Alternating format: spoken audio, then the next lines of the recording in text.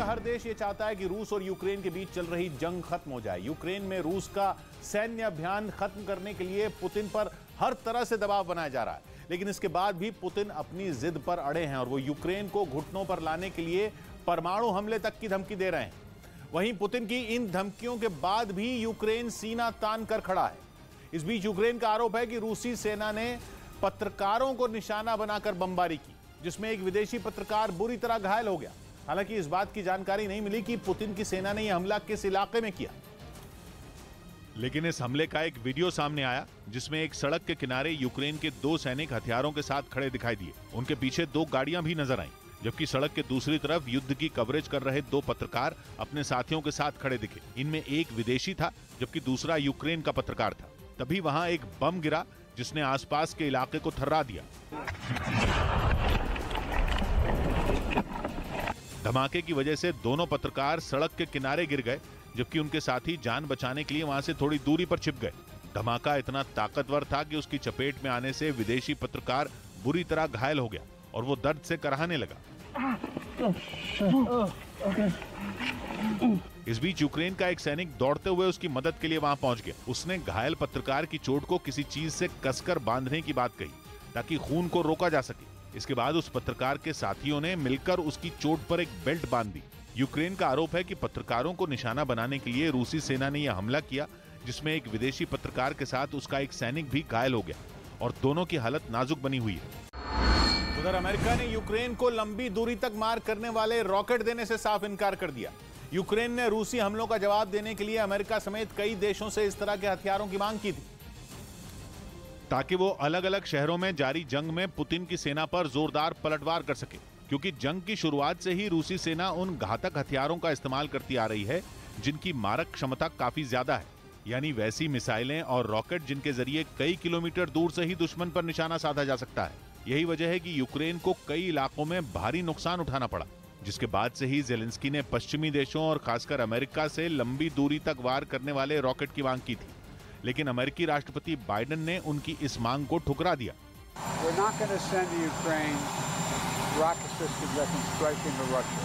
असल में अमेरिका ये नहीं चाहता कि रूस के किसी शहर पर यूक्रेन के हमले का वो जिम्मेदार बने, क्योंकि अगर ऐसा हुआ तो अमेरिका और रूस के बीच कड़वाहट और बढ़ जाएगी। हालांकि जंग की शुरुआत से ही अमेरिका यूक्रेन की सैन्य मदद कर रहा है, लेकिन हाल ही में बाइडेन ने अपनी सुरक्षा एजेंसियों को यह साफ निर्देश दिए थे कि अमेरिकी मदद की जानकारी किसी के हाथ न लगे। वहीं रूस के पूर्व राष्ट्रपति दिमित्री मेदवेदेव, जो वहां की सिक्योरिटी काउंसिल के डिप्टी चेयरमैन भी हैं, उन्होंने अमेरिका के इस कदम का स्वागत किया। हालांकि इसके साथ ही उन्होंने ये धमकी भी दी कि अगर रूस के किसी भी शहर पर हमला हुआ तो पुतिन की सेना चुप नहीं बैठेगी और वो उनसे भी बदला लेगी जो रूस को नुकसान पहुंचाने की साजिश रच रहे हैं। यानी रूस ने इशारों में अमेरिका को चेतावनी दे डाली। वहीं ज़ेलेंस्की की सेना सोवियत संघ के जमाने के हथियार से रूस की सेना को तगड़ी चुनौती दे रही है। यूक्रेन की सेना ने डॉनबास के एक इलाके में 1960 के दशक में बने मल्टीपल रॉकेट लॉन्चर से पुतिन की सेना पर जोरदार हमला बोला। और यूक्रेन की सेना ने दावा किया कि उसके इस भीषण हमले के बाद रूसी सैनिकों को पीछे हटने के लिए मजबूर होना पड़ा। यूक्रेन ने हमले में जिस मल्टीपल रॉकेट लॉन्चर का इस्तेमाल किया वो 60 साल पुराना है, लेकिन उसकी ताकत और दुश्मन को मार गिराने की क्षमता की वजह से ज़ेलेंस्की की सेना उसका रूस के खिलाफ जंग में जमकर इस्तेमाल कर रही है। रॉकेट लॉन्चर से ताबड़तोड़ रॉकेट बरसाने के बाद यूक्रेन के एक सैनिक ने एक बार फिर टारगेट की जानकारी ली और वहां मौजूद दूसरे सैनिक को हमले का इशारा किया। इसके बाद रॉकेट लॉन्चर से फिर रॉकेट की बारिश शुरू हो गई। दावा किया गया कि जिस रॉकेट लॉन्चर से रूस की सेना पर हमला बोला गया वो महज 20 सेकंड में 40 रॉकेट दागने की ताकत रखता है और ये करीब 20 किलोमीटर दूर मौजूद दुश्मन के परखचे उड़ा सकता है। वहीं यूक्रेन की सेना का एक और वीडियो सामने आया जिसमें वो रात में भी इस घातक हथियार से हमला करती नजर आई। यूक्रेन ने दावा किया कि उसने 60 साल पुराने इस हथियार की मदद से रूस के सैनिकों को डॉनबास के एक बड़े इलाके से खदेड़ दिया। इस बीच रूस के रक्षा मंत्रालय ने एक वीडियो जारी किया जिसमें उसके एयरफोर्स के जवान सुखोई 30 और सुखोई 35 लड़ाकू विमानों से यूक्रेन के सैन्य ठिकानों को तबाह करते दिखाई दिए। हालांकि उसने यह हमला यूक्रेन के किस इलाके में किया इसकी जानकारी नहीं दी। लेकिन जो वीडियो सामने आया उसमें रूस के सुखोई 30 और सुखोई 35 फाइटर जेट अपने बेस से एक के बाद एक उड़ान भरते नजर आए। उड़ान भरने के बाद रूस के लड़ाकू विमान काफी देर तक इसी तरह आसमान में चक्कर लगाते दिखे ताकि वो दुश्मन के ठिकानों का पता लगा सकें। जैसे ही टारगेट दिखा, रूस के इन विमानों ने ताबड़तोड़ मिसाइलें बरसा दी। ऑपरेशन पूरा होने के बाद रूस के लड़ाकू विमान अपने बेस पर लौटते नजर आए। रूस ने इस ऑपरेशन में यूक्रेन के कई ठिकानों को तबाह करने का दावा किया। उधर रूस के सैनिकों ने यूक्रेन की सेना पर ताबड़तोड़ हमले किए, जिसका वीडियो भी सामने आया। हालांकि ये पता नहीं चला कि पुतिन की फौज ने किस इलाके में ये तबाही मचाई। लेकिन जो वीडियो सामने आया उसमें खेतों के बीच रूस के कुछ सैनिक दिखाई दिए जो यूक्रेन पर हमले के लिए तैयार दिखे। वहां दूर दूर तक बसावट नजर नहीं आई। न उस इलाके में कोई इमारत दिखी और न ही लोग, सिर्फ रूसी फौजी दिखाई दिए जिन्होंने देखते ही देखते यूक्रेन की सेना के हथियारों और उनके ठिकानों को अपने निशाने पर ले लिया। रूसी सैनिकों ने तोपखाने से उन पर एक के बाद एक कई गोले दागे। तोपखाने भी एक दो इस्तेमाल नहीं किए गए, बल्कि उन्होंने कई तोपखानों से यूक्रेन की फौज पर हमला किया। ये हमले बोलने से पहले उन्होंने दुश्मन के ठिकानों का पता लगाया और फिर उन्हें अपने निशाने पर लिया। बताया गया कि रूस के इन ताबड़तोड़ हमलों की वजह से यूक्रेन की फौज को काफी नुकसान पहुंचा। वहीं रूस के रॉकेट हमलों से खार्किव में भारी तबाही मच गई। पुतिन की सेना ने यूक्रेन के दूसरे सबसे बड़े शहर पर जेलेंस्की के दौरे के कुछ देर बाद ही हमला कर दिया, जिससे खार्किव के कई इलाकों को भारी नुकसान पहुंचा। वहां से सामने आई एक तस्वीर में दिखा कि रॉकेट हमले से एक घर में भीषण आग लग गई। उसकी लपटें तेजी से ऊपर उठती हुई नजर आईं, जबकि धुएं का गुबार आसपास फैलता दिखाई दिया। इसके थोड़ी ही देर बाद वहां दमकल के कर्मचारी पहुंचकर आग बुझाने में जुट गए, लेकिन उस घर के आसपास इतना धुआं फैल चुका था कि उन्हें आग बुझाने में काफी परेशानी उठानी पड़ी। किसी तरह कुछ दमकल कर्मी सीढ़ियों के रास्ते ऊपर पहुंचकर आग बुझाते नजर आए। इसी तरह वहां की कुछ और इमारतें भी रूसी सेना का निशाना बनी। खबर है कि खार्किव के उत्तरी इलाके में रूस और यूक्रेन की सेना के बीच जमकर जंग छिड़ी हुई है और जेलेंस्की के सैनिक रूसी सेना को वहां से हटाने के लिए एड़ी चोटी का जोर लगा रहे हैं। खबर है कि पोलैंड की सुरक्षा के लिए भेजे गए एयर डिफेंस सिस्टम उसके लिए सिरदर्द बन चुके हैं, क्योंकि यूके की तरफ से अप्रैल में ही करीब 100 Sky Sabre air defence system हवाई सुरक्षा के लिए पोलैंड भेजे गए थे, जिनमें सॉफ्टवेयर की खराबी के कारण 75 तो इस्तेमाल ही नहीं हो सके। जैसे वो यूके से पोलैंड आए थे वैसे के वैसे ही खड़े हैं। हालांकि बताया जा रहा है कि उनकी मरम्मत कर दी गई है, लेकिन तैनाती अब तक नहीं हो पाई। यूक्रेन की सीमा से लगे पोलैंड को ये एयर डिफेंस सिस्टम रूस से उसकी सुरक्षा के लिए वहां भेजे गए थे। कहा जाता है कि आवाज की रफ्तार से 3 गुना तेजी से चल रही टेनिस बॉल को भी यूके का ये स्काई स्केबर एयर डिफेंस सिस्टम मात दे सकता है। लेकिन कहा जा रहा है कि अब इन एयर डिफेंस सिस्टम को अगस्त तक काम में नहीं लाया जाएगा, जिस पर लंदन के रक्षा मंत्रालय की तरफ से सफाई दी गई कि गर्मियों के आखिर तक इसे तैनात करने का पहले भी कोई प्लान नहीं था। लेकिन दावा यह किया जा रहा है कि यूके की तरफ से आई सफाई में सच्चाई नहीं है, क्योंकि पोलैंड की सीमा यूक्रेन से लगती है। एयर डिफेंस सिस्टम को पोलैंड भेजने का मकसद यूक्रेन जंग के दौरान पोलैंड की सुरक्षा से था। यानी अगर गलती से भी रूस की कोई मिसाइल यूक्रेन की सीमा लांघकर पोलैंड पहुंच जाए तो पोलैंड की सुरक्षा हो सके। इसलिए इनकी तैनाती उसी वक्त होनी थी जब जंग शुरू हुई थी। पोलैंड यूक्रेन की पश्चिमी सीमा से लगता है, जबकि जंग बाद में पूर्वी और दक्षिणी यूक्रेन की तरफ सिमट गई। इसलिए पोलैंड पर बना हुआ खतरा टल गया।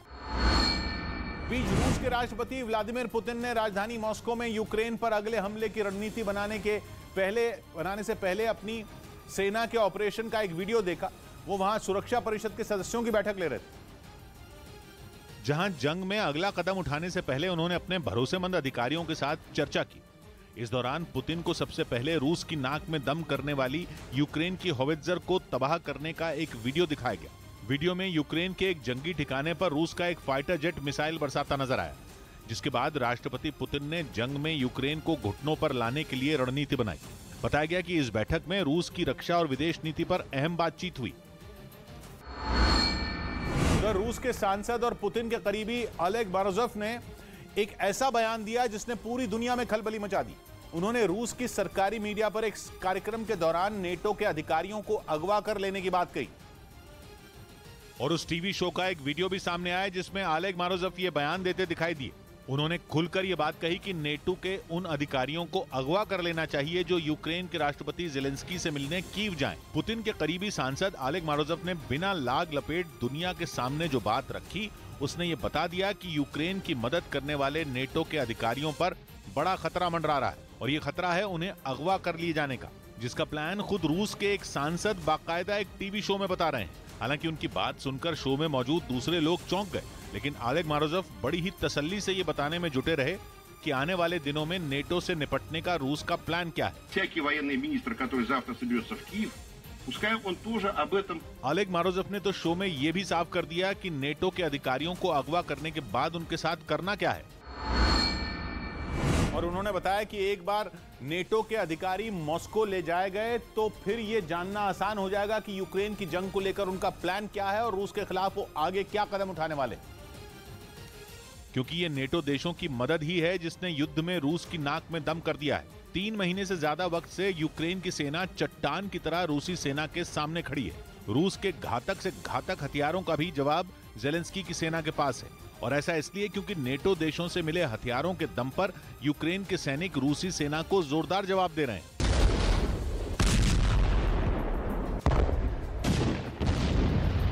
कुछ ही दिनों में जंग जीत लेने का सपना देखने वाले रूस को 3 महीने से ज्यादा वक्त तक युद्ध के मैदान में जूझना पड़ रहा है। जाहिर है पहले से ही नेटो देशों को अपना दुश्मन मानने वाले रूस की खींच और भी बढ़ गई होगी। पुतिन के करीबी रूस के सांसद की यही चिढ़ एक टीवी शो के दौरान दुनिया के सामने आ गई। हालांकि उन्होंने यूक्रेन जाने वाले नेटो देशों के अधिकारियों को अगवा किए जाने की बात को एक कल्पना करार दिया। लेकिन जिस तरह उन्होंने ये बात सबके सामने रखी वो ये बताने के लिए काफी था कि रूस ऐसा कदम उठा भी सकता है। क्योंकि उनके अगवा करने वाले बयान के बाद जब ये सवाल किया गया कि क्या वो वाकई ऐसे ही सोचते हैं, तो उनका जवाब था हाँ। इसके साथ ही वो ये भी कहने से नहीं चूके कि ऐसा आने वाले दिनों में जल्द ही हो भी सकता है। असल में ये पहली बार नहीं है जब ओलेग मोरोजोव के बयान से हड़कंप मचा हो। इससे पहले भी उन्होंने नेटो देश पोलैंड को यूक्रेन के बाद पुतिन का अगला टारगेट बताया था। इस बीच यूएन में तैनात रूस के एक अधिकारी ने बड़ा दावा किया कि यूक्रेन अमेरिका और दूसरे देशों से मदद के तौर पर मिल रहे हथियारों को बेच रहा है। यह भी दावा है कि यूक्रेन को मिलने वाले हथियार वहां से खरीदने के बाद तस्करी करके सीरिया ले जाए जा रहे हैं। और यूएन में रूस के अधिकारी अलेक्जेंडर आलिमोव ने सबूत के तौर पर एक वीडियो भी सोशल मीडिया पर शेयर किया। बताया गया कि ये वीडियो सीरिया में हथियार बेचने वाले एक टेलीग्राम चैनल का है। यानी इस टेलीग्राम चैनल के जरिए बड़े पैमानों पर हथियारों को बेचा जाता है। वीडियो में दिख रहे आदमी ने एक कमरे में रखी जैवलिन मिसाइल के साथ दूसरे हथियार दिखाते हुए उन्हें बेचने की बात कही। दावा यह भी किया गया कि वहां कमरे में जो जैवलिन मिसाइल दिखाई दी वो यूक्रेन की सेना से खरीदकर सीरिया पहुंचाई गई और उसकी कीमत वहां $15,000 यानी भारतीय रुपयों में करीब 12 लाख लगाई गई। और अगर इस दावे में जरा भी सच्चाई है तो ये रूस के साथ जंग लड़ रहे यूक्रेन के लिए किसी बड़े झटके से कम नहीं होगा, क्योंकि हथियारों को बेचने के आरोप के बाद अब तक खुलकर यूक्रेन के साथ खड़े देश उससे मुंह फेर सकते हैं, जबकि उन्हीं देशों के दिए गए हथियार यूक्रेन की सेना के लिए संजीवनी से कम नहीं रहे। और उन्हीं हथियारों में एक जैवलिन एंटी टैंक मिसाइल भी है जो जंग में यूक्रेन की सेना के लिए किसी ब्रह्मास्त्र से कम साबित नहीं हुई। कंधे पर रखकर चलाई जाने वाली बेहद हल्की जैवलिन ने रूसी सेना के टैंकों पर ऐसा कहर बरपाया कि पुतिन के माथे पर भी पसीना आ गया। जेलेंस्की के सैनिकों ने इस एंटी टैंक मिसाइल की मदद से यूक्रेन के कई शहरों में रूसी सेना के टैंकों के काफिले को आसानी से तबाह कर दिया और अब उसी जैवलिन को यूक्रेन की सेना से खरीदकर सीरिया ले जाए जाने का दावा किया जा रहा है। इस बीच यूक्रेन की मददगार यूरोपियन यूनियन ने भी एक चेतावनी जारी कर दी कि जो हथियार यूक्रेन भेजे जा रहे हैं उनके अपराधियों के हाथ लगने का खतरा बढ़ गया है। उधर रूस की परमाणु हमले की धमकियां जारी हैं। इस बार पुतिन के करीबी और रूस के एक सांसद ने सरकारी टीवी चैनल पर सरेआम धमकी दी कि अगर रूस ने अपनी नई नवेली 4 सरमत मिसाइलें दाग दी तो अमेरिका का पूर्वी और पश्चिमी तट नक्शे से मिट जाएगा। रूस ने पिछले महीने ही अपनी सरमत एंटी-कॉन्टिनेंटल बैलिस्टिक मिसाइल का टेस्ट किया था,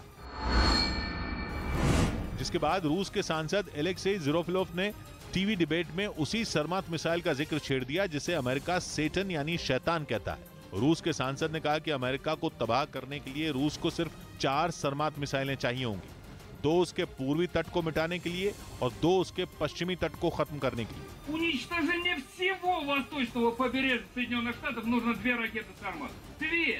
Точно столько же и на запад. सरमत मिसाइल रूस का सबसे ताकतवर परमाणु हथियार बताया जा रहा है, जिसके बारे में रूस का दावा है कि सरमत सबसे ज्यादा रेंज वाली पूरी दुनिया की ऐसी सबसे खतरनाक मिसाइल है जिसकी जद में दुनिया का हर कोना है।